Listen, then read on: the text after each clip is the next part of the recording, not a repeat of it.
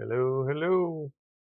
It's the Minutes of MwM Show without a camera. I'm having some technical difficulties, so bear with me for a minute. And let me do this. Let's see if we can get that to work. There we go. Look at my beautiful mug there while we get this going. Won't be long now. So I know I'm a little bit late. I've been doing some research on tonight's subject, rendering fat. Now, we're not talking about belly fat or cheek fat or any of that kind of fat. When we're talking about rendering fat, we are talking about animal fat, and not just any kind of animal, not dog, cat, any of that kind of stuff. We are talking about cow, pig, and chicken, believe it or not, and chicken. So, without further ado, let's get with it. Let's get jiggy with it. There we go. We made it. Don't worry. Don't fret. Everything's okay. So, why did I start thinking about rendering animal fat? Well, if you've seen any of my other videos, I got into deep frying things. I need to deep fry. I made a video a while back and y'all didn't see it because it was a mistake. But anyway, I deep fried what I thought was hamburger, and come to find out it had other additives in it that weren't hamburger. They were what was it that somebody had mixed into this? I can't remember. Anyway, it was like, half vegetarian stuff. So anyway, I didn't post it because it turned out okay. But anyway, so when I was researching deep frying, trying to figure out what would be a good oil, grease, or whatever you want to call it to deep fry in, one of the choices was tallow. And I didn't know exactly what tallow was at the time. So I picked something that was cheap, some type of vegetable. Anywho, the whole thing about tallow, come to find out, it is rendered fat from cattle. And if you've ever heard of lard, like your big old tub of lard, that is actually rendered fat from a pig. And there's another one. Let's see if I can find out how to say it. Schmaltz, I think Schmaltz. Schmaltz is rendered fat from a chicken. So, rendered is a big word to just basically say heated. Okay? And it's not a real big word. It's about that long. Heated's this long. Rendered's that long. Hey, Cleo. We're talking rendered fat, son. Yeehaw. So, how do you render animal fat? Well, first off, you got to get a bunch of animal fat. And lard is made out of two different kinds of fats that I've learned.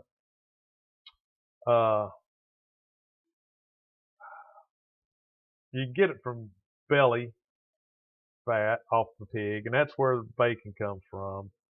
And that's the same pretty much as like on the back, fat back. You've ever heard that expression? Maybe not, but fat back. And I think maybe not. If, I know it in the hog. Uh, I think they just call it leaf fat, like a leaf on a tree. Uh, let's see if I can tell you exactly. I think it comes from around, I want to say, the liver of a pig, but that may be uh,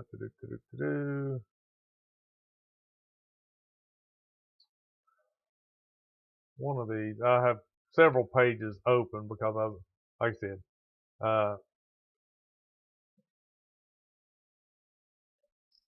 was doing research and got sidetracked and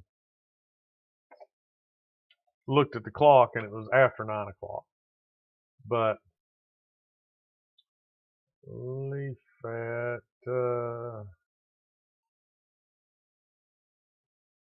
Okay, so leaf fat or leaf lard is rendered from the fat surrounding the pig's kidneys and loins. So it is a different type of fat than like on the back or the belly. So supposedly, we'll look at that here in a minute, gives you, I guess just call it a different flavor in the cooking, in the rendered lard, in the rendered fat. Well, Clell, the reason I was talking about it is we were looking at doing a hog, me and Craig at work, and it just like everything else, just kind of snowballs. But another thing is started looking at lard was one of these commercials I see on YouTube of an old fella talking about how lard was used in the Great Depression, high in calories. You know, they used it in almost in some instances like butter, but a lot of times, mostly in cooking, high caloric content. You know, it was easy to make, easy to, I won't say easy to come by, but when you start cooking things other than like, you know, bacon, a lot of times what people are doing is they're trimming the fat off to get the lean cut, you know, and of course on steaks, you want a certain amount of fat in there, but you know, you don't want, you know, 2-inch strap of fat across your steak. So, you know, a lot of that's trimmed off and they would take that. And like I said, there's no waste, especially in the Depression, and then they would render it. Hey, Robert. And so, you know, that made me start thinking about uh, lard, and we were looking at pigs, and I was wondering, hey, you know what? If we got a pig, me and Craig were talking about splitting one, I wonder if I could keep the fat and render it down and make my own uh, lard. And see, in some of these pages it talks about bacon grease, and so, but things as pig brains, can you render pig brains down to lard, or are you just like, if I get a pig and split one with Craig, do you want the brains and the oysters? You know, is that what you? I don't think I. I don't think I would eat the oysters. Or is oysters just from cattle? Blue Mountain oysters, you want to call them, whatever. Is that just from cattle? So tallow was something like I said earlier, and I don't know if y'all heard it. I know Robert didn't. Clell may have. Was something that it talked about was being able to use deep frying. It never talked about lard. Uh, okay, no rendering, just cooked with eggs. Now I've heard that scrambled with eggs. Uh, man, I don't know. I mean, that'd be one of those things I would just have to, you know, get it, eat it, and then somebody would say, "Oh, you know what you just ate, right?" And then I might be okay with it. But eating it, going in, knowing that it was pig brains fried with eggs, scrambled eggs, or whatever, I don't know. Now if you mixed it with chopped potatoes and told me, you know, that it was corned beef hash or something like that, and I was eating it and thinking, I don't know, this doesn't really taste like corned beef, but it's pretty good. Then, maybe you could swing it by me. But I don't think I could just sit down and go, give me a plate of, you know, fried eggs with a side of pig brains. I just don't think I could do it. But so tallow was something that they said you could deep fry in. I think lard it doesn't have a high enough flash point or smoke point or whatever you want to call it for deep frying things. And the how did I say that? Schmelts, schmetz, schmaltz, rendered chicken fat would probably be really a light kind of cooking grease. And I hate to use the word grease, but I assume, as Clell says, as kids we used to look forward to eating the cracklings left over from rendering hog fat. And it talked about that too. I didn't know what cracklings really referred to. I mean, I'd heard about it, but didn't know it was a product of, you know, rendering fat. So in my mind, you get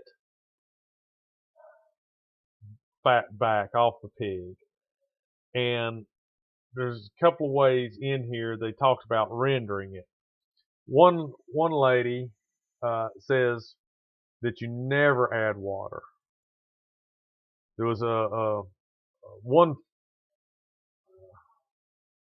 Wholesome Farms website, maybe we'll look at it, talked about he put a little, like a quarter inch of water in the bottom of the pot to keep the fat from browning as he was heating it up in the pot. And she did it in the oven, and then somebody else did it in like a crock pot with really slow. So what I found out about rendering or cooking that was that one of the benefits of rendering and using lard is its shelf life, just sitting out on the table, not necessarily in the refrigerator, but sitting on the kitchen counter or next to the stove or whatever, so you could just dip some out and use it. The benefit of it is, in order to be able to do that, to make it good shelf life, you had to get rid of all the water. And according to this one lady who said that she cooked hers in the oven, if you add water, there's an extra step somewhere along the way. You have to make sure you get all that water out.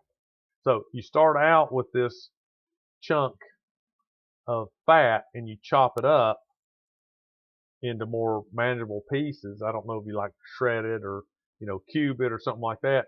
And then you just start to slowly heat it. And I guess rendering might be another word for melting. Because what I understand about it, it just, takes the fat, it heats it slowly, and then it starts to melt. And then when it's rendered, when it's liquidy, you're supposed to strain it to get out any bits. And then what's left over after straining it, is that the oh shoot, what'd you call them? Cooking egg, yummy. Cracklings. Is that the cracklings, the things that are left over after you strain, you know, the the heated or rendered fat out? Yeah. So what I I guess what my question would be, what makes the crackling? Because you start out with fat, you kind of melt the fat down, and then there's something left over. What was that? The skin? Okay, all right. So crackling is a different way, not like fried pork rinds in or pork skin. So they just, instead of starting out with the skin on the fat and you cook it all down that way, they just, on the other side, they just trim the skin off and deep fry it. Is that how you get the, the pork rinds?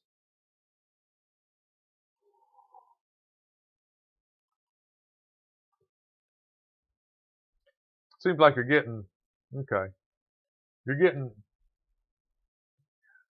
kind of the same thing. One that you go around this way and the other one you go around the opposite way, but you end up, and I think Robert said they're more crunchy. Are they more crunchy? Is that the deal? But chewy. He called them chewy. Yeah, the chicharrones or chicharrones.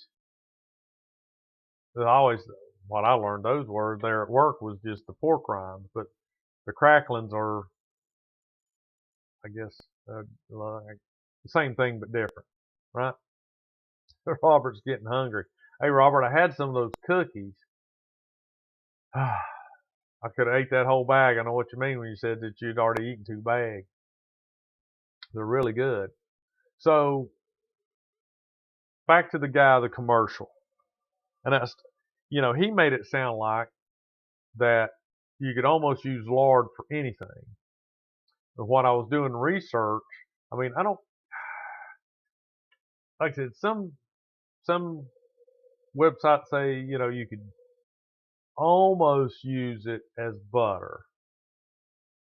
So, in a way, I'm wondering if that's like, you could almost use it like butter, uh, except for you don't spread it on your biscuit and then, put some honey on it and eat it like a butter biscuit, or, butter your biscuit and then some jelly and have a jelly biscuit.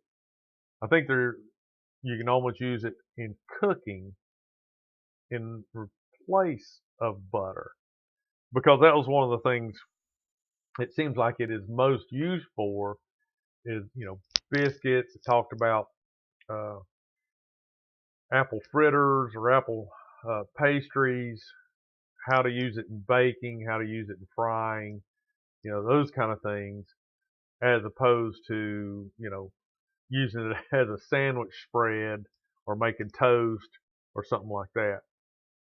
And I did look how, because there was always health questions. And like everything else, what used to kill you now is good for you. And, 2 years from now is, it's all right, but you want to avoid it if you can.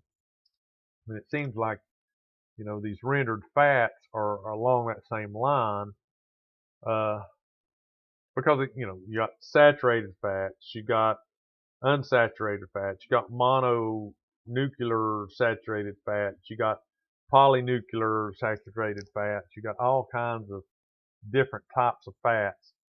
And, one of these websites is basically saying, if you have a well-balanced diet, then you don't worry about, you know, one particular thing, because you're getting good and bad and one's canceling out the other, as opposed to, I sit and eat, sugar cookies and corn chips all day, or processed, food and all that kind of stuff, where you're getting a lot of sugars, you're getting a lot of carbs, but you're not getting the fats, the healthy fats that you need, or in the protein, the meat proteins and stuff like that.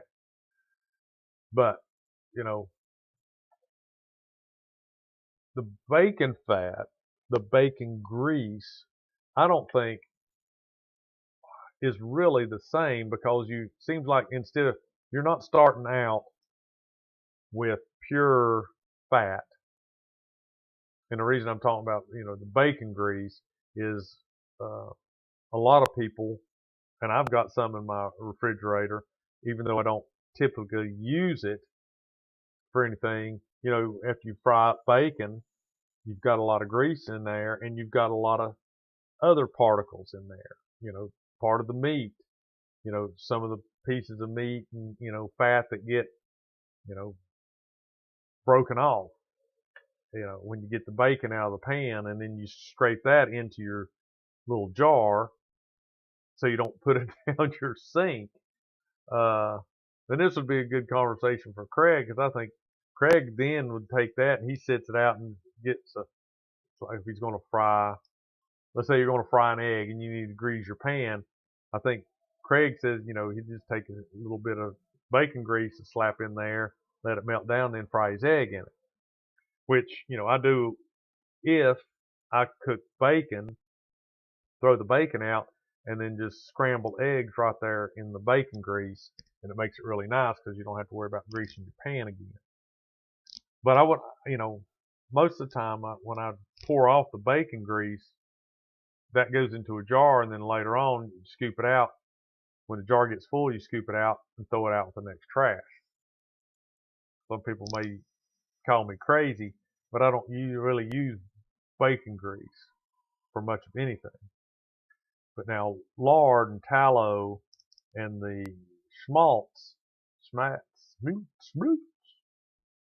is specifically just fat slowly heated to take it down to a liquidy form, and then you strain it to get out your random bits and pieces. And what you have left over is, man, it looks like, you know, whipped cream. It's got some coloring to it, I guess a lot of it, depending on, you know, where you got your fat, and if it was pig or beef, you know, that kind of stuff.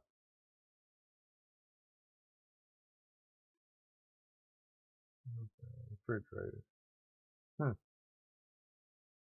So let's look at some of this real quick. Window. Let me get me situated here. Put me up in the corner.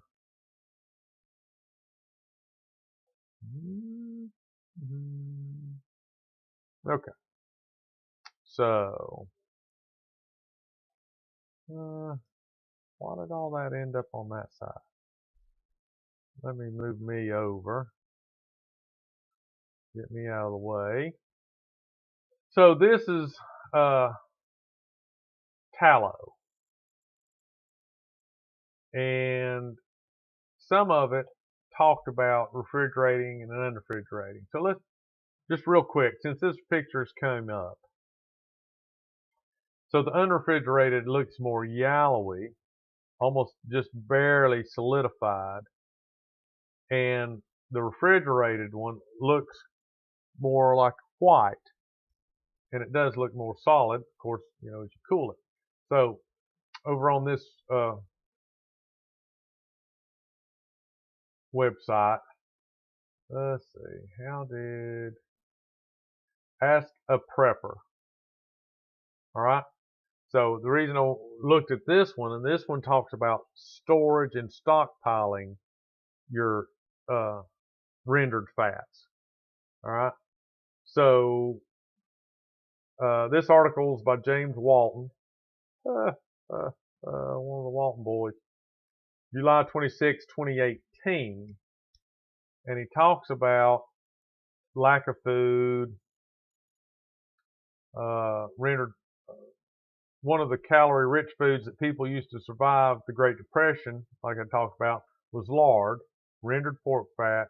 This was used in everything from frying biscuits, cookies, preserving other foods. And it said preserving other foods, and I don't understand that. It talks about what lard is. Lard is rendered pork fat that has been strained of any meat bits or other impurities. Most lard is sourced from the belly of the pig. This is also cured and smoked to make the bacon. The fat is often collected and stored in containers for use and reuse. Because lard is strained fat, it has incredible staying power. You might be surprised that lard can stay on your counter for as many as 3 months without refrigeration.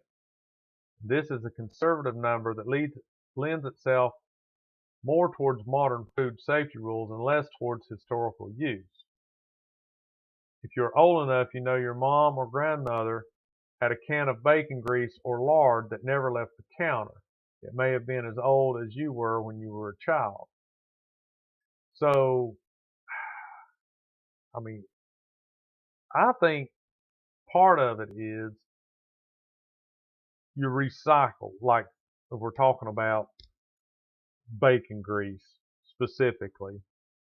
One of the things is you put some out, then the next day you put some in, then the next day you may take some out to, fry eggs or, to fry something else in your skillet, and you're using it instead of just setting it aside and letting it sit unused for 2 months. But see, bacon grease to me has meat in it. And I know it does. It's got bits of bacon in it, and he mentioned that. I don't. I would never trust meat that has been sitting out. Maybe I'm crazy, Maybe I have and didn't even know it. So, talks about stockpiling it. Let's see. Where does it talk about? Okay. There are a few methods of storing lard. They're all dependent on the level of convenience you're looking for.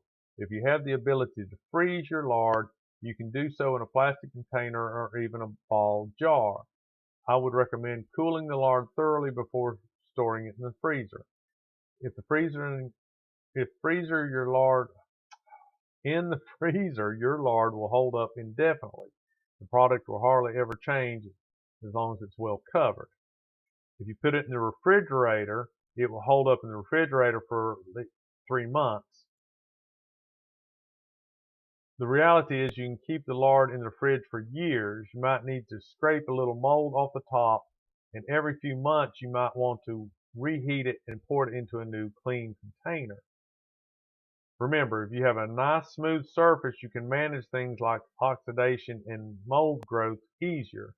If you have a surface that is riddled with scoops and spooned out sections, it will grow mold easier and be harder to manage. This is why you should reheat and re-pour your lard if you are storing it in the fridge. If you store it without refrigeration or without freezing it, the very best method for storing lard without refrigeration is pressure canning method. When the lard is completely cooled, meticulously wipe off the rims of the jars to ensure that no pieces remain. Then place a warm lid right out of the boiling water on top of your jar. Fill each jar with just standard head space beginning right at the ring mark. Place a fresh sage leaf on top of your cooled lard. To preserve, you'll use the pressure canning method of 100 to 120 minutes at 10 pounds of pressure. Most preppers are short on salt and fat. Their stockpiles are full of dry foods. When it comes to fat to cook and salt to season with, most preppers are short. So he talks about how to store it. I didn't know you would can it. That's pretty interesting. He gives a kind of a brief description. The basic of a lard is superior quality fat. This fat is slowly rendered and strained. From here, it can be stored in many ways. You can buy back fat or fat back from most supermarkets, and if you want to upgrade the quality to a pasture-raised pork or something that's fully organic or whatever deviation you might be looking for, with my experience, a pasture-raised pig is the very best you can get your hands on. To best render your fat back, you want to cut it in strips and place it in a pot with a little water in the bottom of the pot. The water will keep your fat from going getting too brown during the rendering process. And this is where that lady says if your fat's getting cooked, then you're using it too high of a temperature. And this is where she said, if you add water, then you got to take another step later to get that water out. Because water is what leads to spoilage in this rendering process. Place your pot over low heat and let it work. Do not rush the process. You want the fats to slowly melt off. You might not be able to fit all the fat back into the smaller pot. You can add a little at a time and it'll shrink as it begins to render. Once you have rendered all the fat you can, strain this incredible cooking medium through a fine sieve and store it. The process is very simple and storage is just as simple. So what he's showing cooking here, those look like peppers that he's cooking. So you can strain it through a cheesecloth, Robert says. How about an old pair of socks? Can you strain it through an old pair of socks? Would that work? Maybe some of the tube socks like everybody used to wear.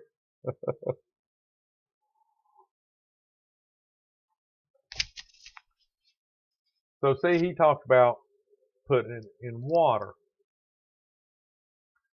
Let's see, where did this nice lady, beef tallow,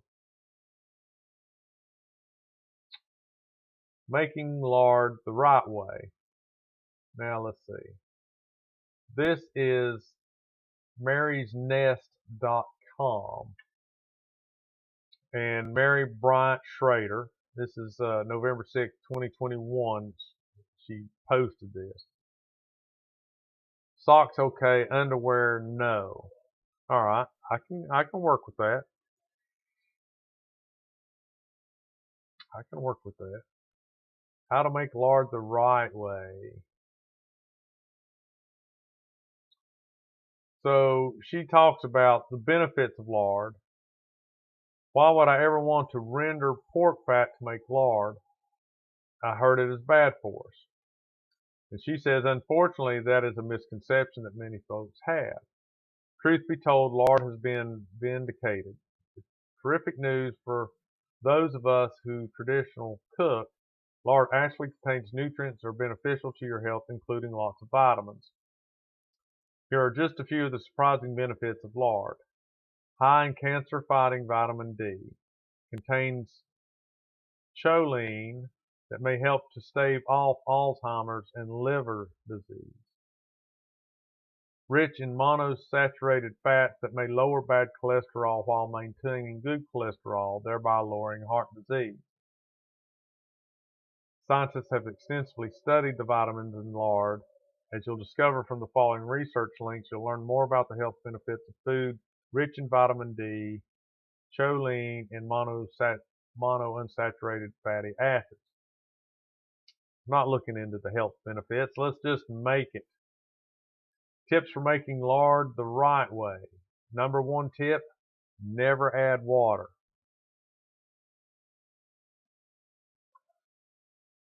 You may think that water will help your fat from burning as it is rendered, but if you're worried about burning, that means your oven temperature is too high.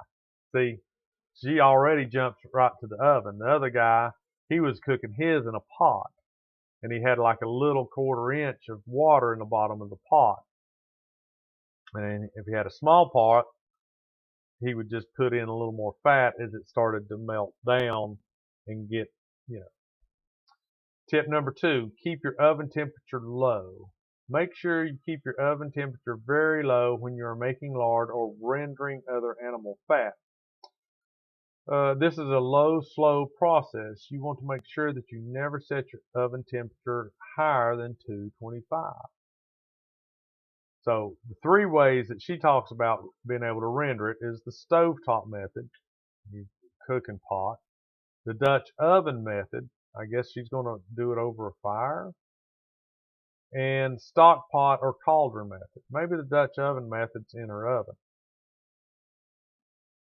So let's see. Rendering fat with the stock pot or colander method.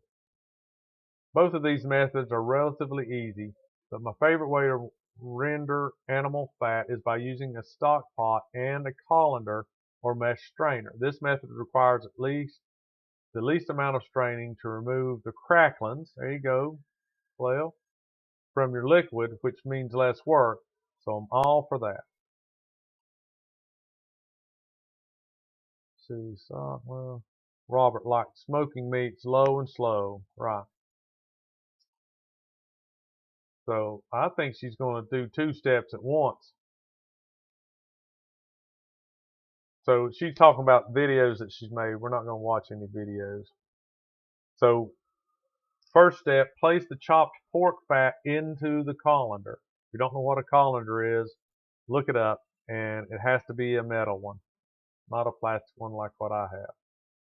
Place the colander over the stock pot, which is a big, huge pot that you could probably almost put a turkey into. Pop your colander and stock pot on into the oven.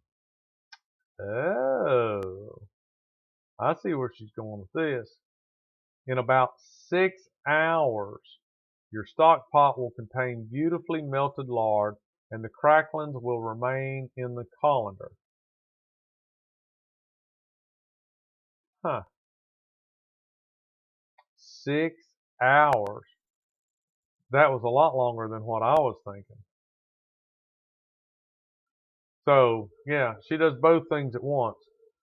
She strains it and melts it all in one step, which is pretty cool. Through the research here, I've never saw anything that says if you start out with, 4 or 5 pounds of, fat back or back fat, tomato, you would get, a half a quart of lard or, whatever. I've never seen, and I think belly fat, back fat, belly fat, and leaf fat, which is from around the kidneys. She's the one. Let's see if I can find that place in here.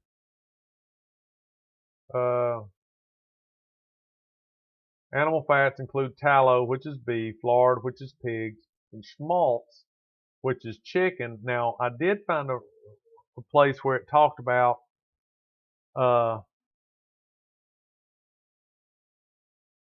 rabbit.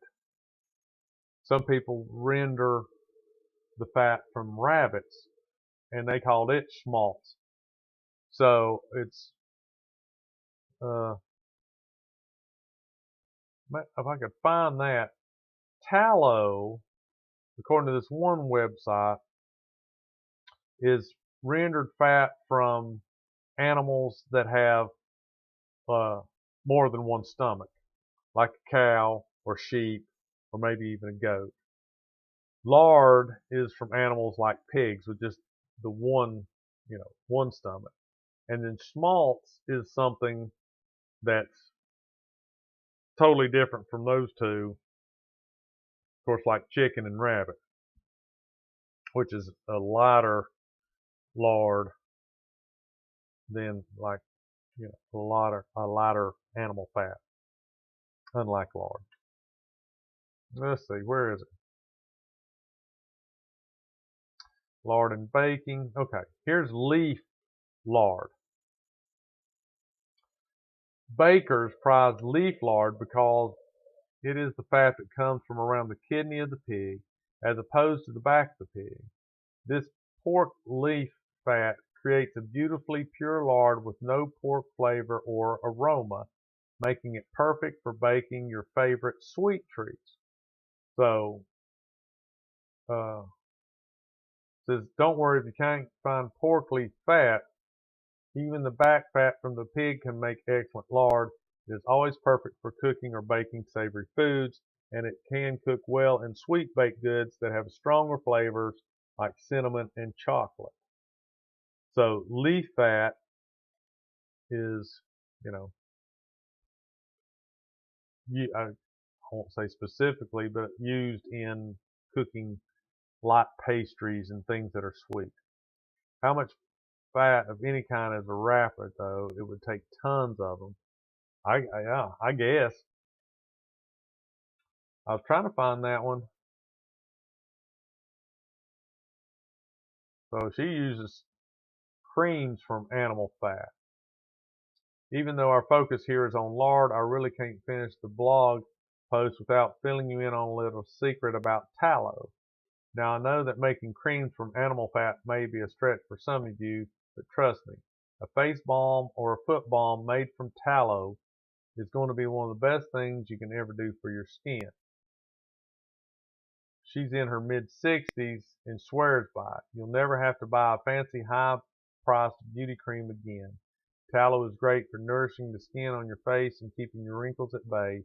And no, you will not smell like beef. Well, maybe if you're in your mid-60s, you wouldn't mind smelling like beef. You get more attention that way.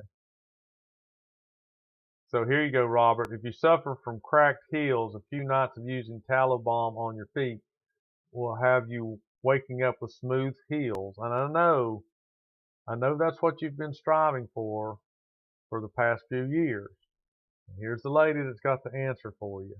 Smooth heels in just a few weeks. You'll love it. Just remember to wear socks to bed. Another secret. Another secret. This is a very rich cream and you'll only need a small dollop. A small dollop. She's talking right up your alley, Robert. Wearing socks to bed, waking up with small dollops. Yep. She's got your number. So let's see. What was this one here? This is a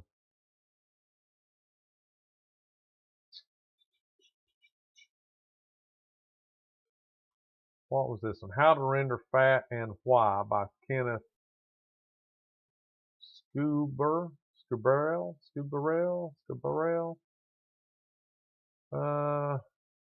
Rendering fats is one of the easiest, most affordable things you can do. Add natural flavors and substances to your home cooking and baking. Rendering fats means we're taking a raw fat, beef, pork in this recipe, and making it shelf stable by evaporating the moisture, which would otherwise limit the shelf life. Water is one of the components that bacteria needs to survive and multiply, so by removing the water, we are making it safer to store. We typically sell 5-pound packages of raw beef and pork fat. You can technically take fat from any part of the animal and use it for rendering. However, we package and sell the cleanest, best tasting fat from a particular part of the animal. For pork, this is known as the leaf fat, and for beef, this is the suet. It's the fat from the kidney and organ area. Once it's rendered, it becomes pork lard and beef tallow and will easily last for several months. So this guy's Augustus Ranch Meat Company is what this website is. They're the uppity lard people. Apparently they do nothing with the back of the fat or the fat of the back. So step one in their process is start with raw pork. Put a small amount of water in the bottom of the pot you're using to render the fat, around 1/4 of an inch, just enough to cover the bottom. This prevents the fat from browning as it begins to heat up. Turn the pot on a medium-low heat, let the fat gently warm up and begin to liquefy. So how does he get rid of the water? Step 2, gently simmer the fat as it continues to liquefy, then turn the heat to low setting and break up the chunks into small pieces with a spoon or utensil. They become tiny bits. The slower, more gentle we render the fat, the more neutral it will be. If the temperature and heat gets above a certain point, the fat will begin to brown and caramelize.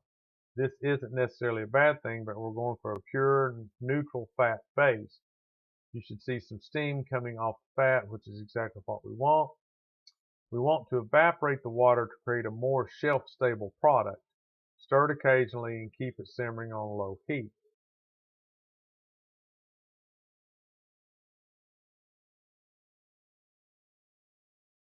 Step 3, finish rendering. After about 20 minutes of simmering for 1 pound of raw meat in this recipe, or, well, I'm sorry, 1 pound of raw fat in this recipe, the water should be about done evaporating.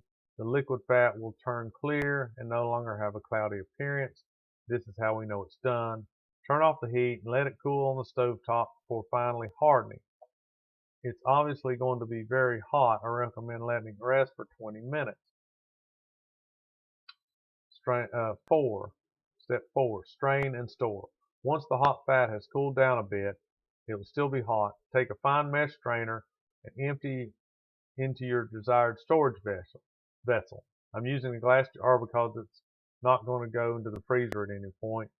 If you did want to store it in the freezer, you should use a plastic quart or pint container, leaving some space at the top. And that's it.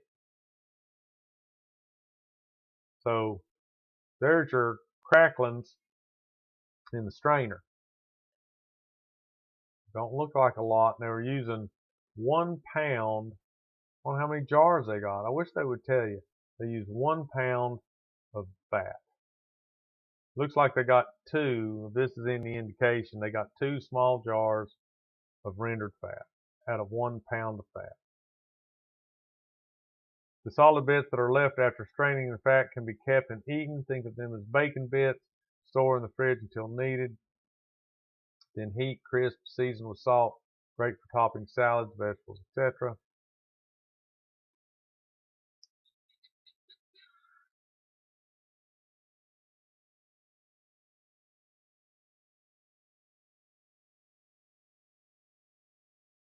So let's see. While the rendering fat is shelf stable, it is still susceptible to rancidity due to exposure to air and light. For best storage, recommended storing it in the refrigerator or at least in a dark, cool pantry with a lid. Interested in buying some fat? Get in touch with us. We typically keep it in our freezers in 5-pound bags for folks who want to render their own fat. So I wonder where Augustus Ranch Meat Company is.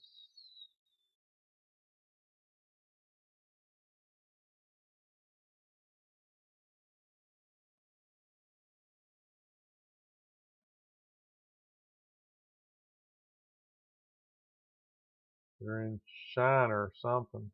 Where's Shiner? Zoom out. Yoakum. Zoom out.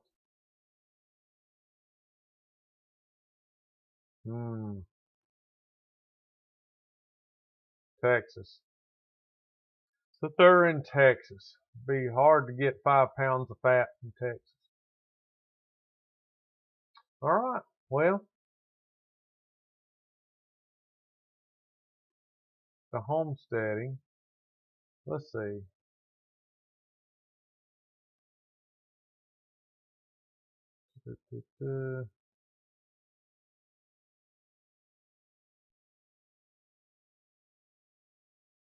So she talks about dry rendering and wet rendering. This lady at the homesteadingroad.com,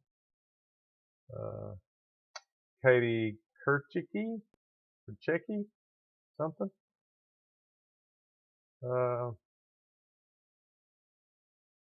Wet rendering includes gentle cooking down the animal fat with some water. Once animal fat has been rendered down, it is a new product with a new name. There are many different kinds of rendering fats that can be made and used on the homestead. Suet, raw beef fat, is tallow. Leaf fat, raw pork fat, is lard. Raw chicken fat is schmaltz. Butter is ghee. Raw duck fat, rendered duck fat. Raw bear fat is bear grease. So, didn't even think about bear.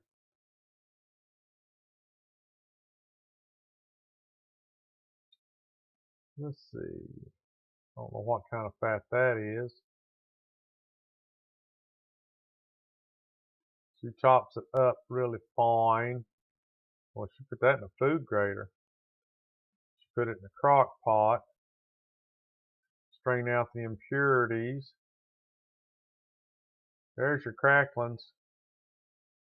Transfer to a storage container. And put your name on it. That's it. That's it. How to. We looked at that one. All right. So lard is apparently now okay for you. Just like eggs are back and meat is back. So I just So he started out, that one guy started out with 1 pound of fat and got one of those like pint jars, it looked like, of, lard.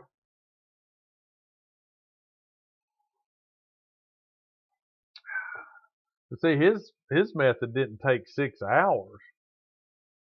I mean, I don't know, man. I don't know. We canned it in pints, and once opening a new jar, we sat it in the fridge, right? So, Clell, what all did you use yours for? Bacon and frying stuff up? Was that its main use? You didn't like spread it on your morning toast or anything like that, did you? Or eat it by the spoonful right out of the jar? Ooh. Oh, oh no. No, just cooking with it. Yeah. You didn't make you some face creams or heel creams or anything like that? So butter turns out to be better. Better for cooking. At one website that I looked at, it had kind of the breakdown between it picked 3 different kinds of fats, and it showed the percentage of those fats in lard, butter, and then in like olive oil. And it showed which fats were better for you, which fats were bad for you. And lard ended up in the middle of that, with olive oil being the top healthiest, cooking oil or fat. And then butter was below lard in health wise for cooking.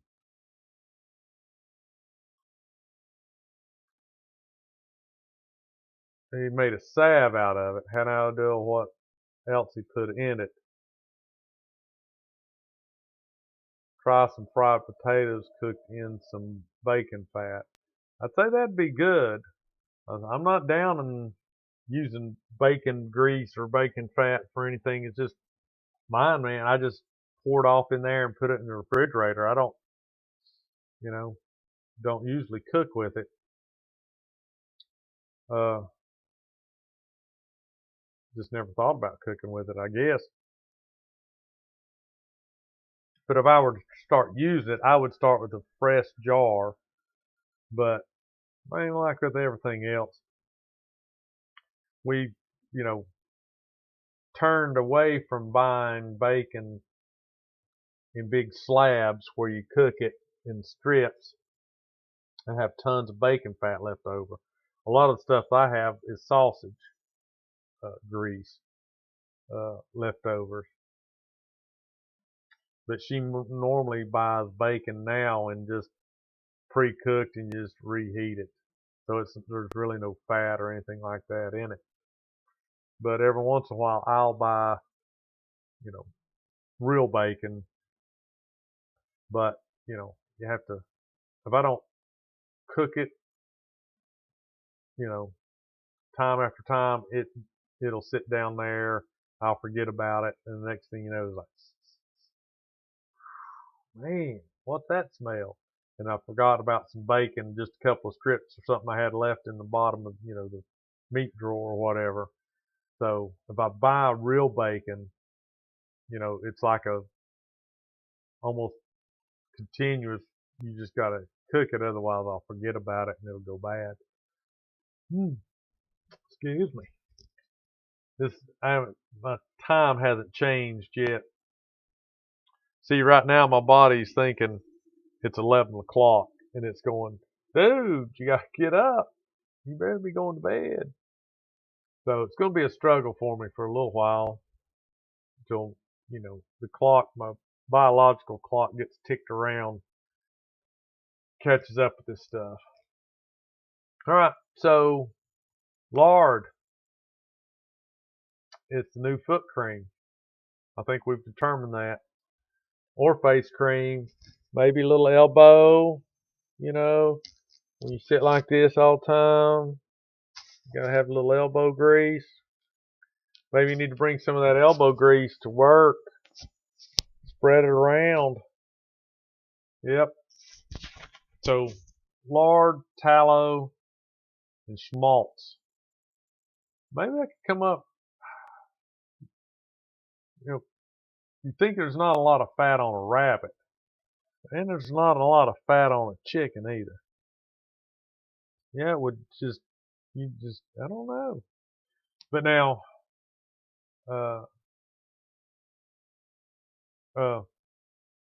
David Blanken, well, you know this dude, he would skin his chickens instead of plucking them because he said it was, easier. But see, you lose all your, your skin and the chicken fat that way. But, yeah, he said he would skin his just because, you cut them a few places and pull them apart. You don't have to worry about dumping them in water and plucking them and doing all that kind of stuff. Sawmill gravy, always a coffee cup of bacon grease on my grandmother's stove, right? And she probably just dipped it out and threw it in there and fried, eggs and all kinds of stuff in there. But maybe one day I'll try to make some. If me and Craig go in and get some pigs, maybe I'll get them to freeze up the fat, something that I can render it down and make some lard. Anyway, as always, I appreciate you guys showing up and being in the comments, and rambled on now for 57 minutes about lard, tub of lard. Didn't even really get into any of if there were health benefits. I don't know if there, other than some vitamin D she talked about. I don't know if there'd be many health benefits at all. But anyway, if you're not a normal watcher and you've made it all the way to the end, or listener, thank you very much. Like, subscribe to the channel. I tried to get a podcast on Amazon. I'm gonna have to check and see if it ever uploaded or whatever. I don't know. I just was messing with the thing when I was putting up another podcast, I guess maybe last night. And one of the choices was to try to put one on Amazon. So I went through, had to make this account and all that stuff. So if it gets out there on Amazon, I'll, tell everybody. But right now, all my podcasts are on Google Podcasts, which is, I think, going to go away, and Spotify podcast. So you can find the Minutes with Milo show there. I just uploaded one. And, like, subscribe, leave me a comment. I appreciate it. Monday, don't know what we're going to be talking about, but we'll be back Monday at 9 o'clock. All right. Now, let me find the button that says stop streaming. So you wave goodbye to all the friends and all the friendly faces out there, and then you click the button and freeze.